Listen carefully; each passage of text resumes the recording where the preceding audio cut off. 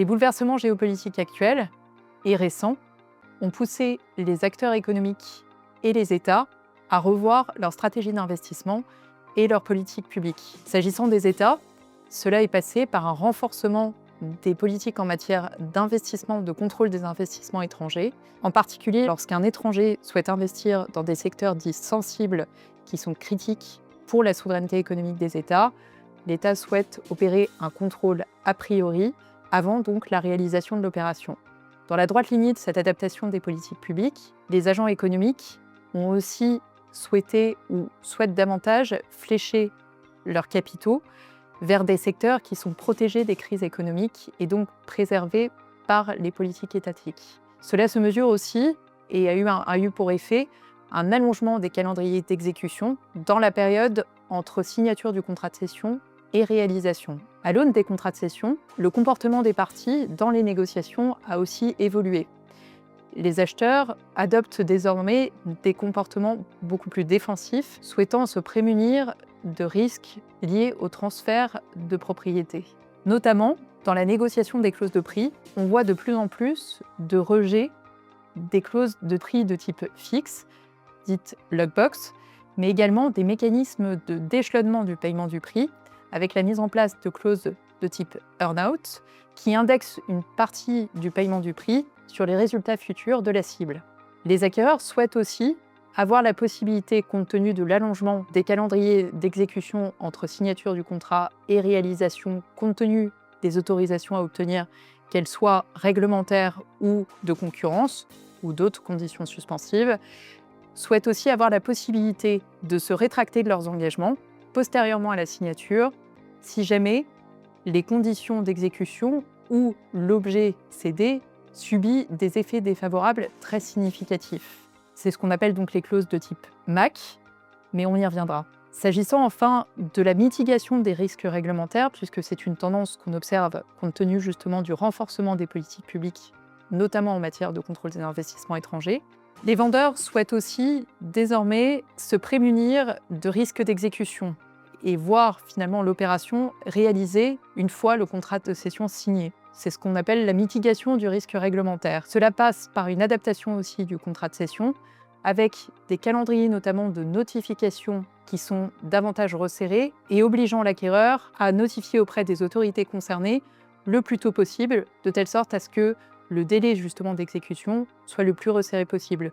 Une autre méthode d'incitation pour resserrer ces calendriers concerne la mise en place de clauses de type ticking fee, qui sont donc des clauses de complément de prix, forçant l'acquéreur à acquitter un complément de prix si jamais les autorisations ou la dernière des autorisations nécessaires à la réalisation de l'opération n'est pas obtenue dans le délai défini dans le contrat de cession.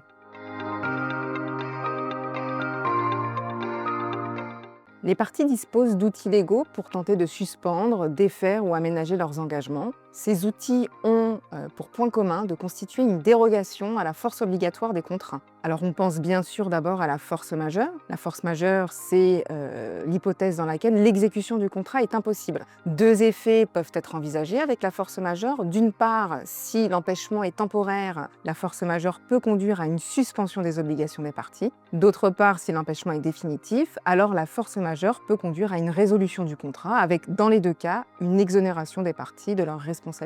Mais encore faut-il être en présence d'un événement de force majeure. Et il ne suffit pas d'être en présence d'un événement grave, il faut, on le sait bien, que trois critères très classiques soient réunis. Un événement extérieur, imprévisible et irrésistible.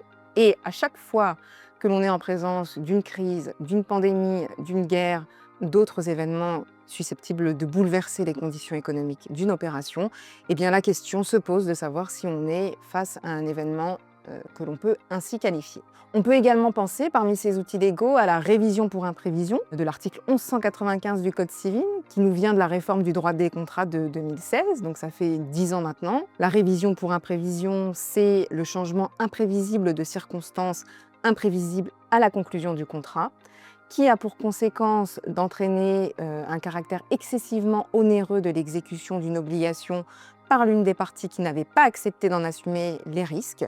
Et dans ce cas-là, si ce mécanisme est mis en œuvre, eh bien, il peut conduire un juge à s'immiscer dans le contrat et à réviser le contrat voire à le résoudre. Alors, ce dispositif qui était tout à fait novateur en 2016 n'est quasiment jamais appliqué en matière d'opérations financières pour la simple et bonne raison que les parties l'écartent en général conventionnellement de leur contrat. Au-delà de ces outils légaux, les parties disposent également de mécanismes contractuels. Elles ont pu en effet décider de répartir entre elles conventionnellement les risques. Et cela arrive en réalité très fréquemment dans ce type d'opérations financières. Typiquement, on peut imaginer des clauses de force majeure, comme on l'a vu tout à l'heure, qui viennent aménager les critères légaux de la force majeure. On peut également imaginer des clauses de révision du contrat, des clauses par lesquelles les parties s'obligent à renégocier certains aspects du contrat.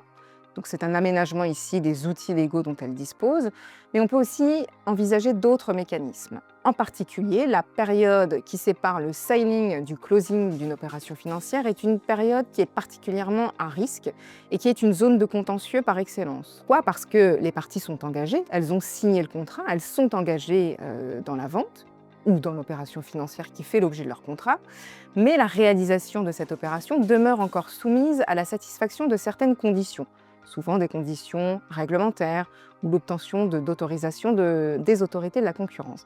Alors cette zone est à risque puisque, entre-temps, les circonstances peuvent être amenées à évoluer et les parties ont pu prévoir d'encadrer la modification de ces circonstances.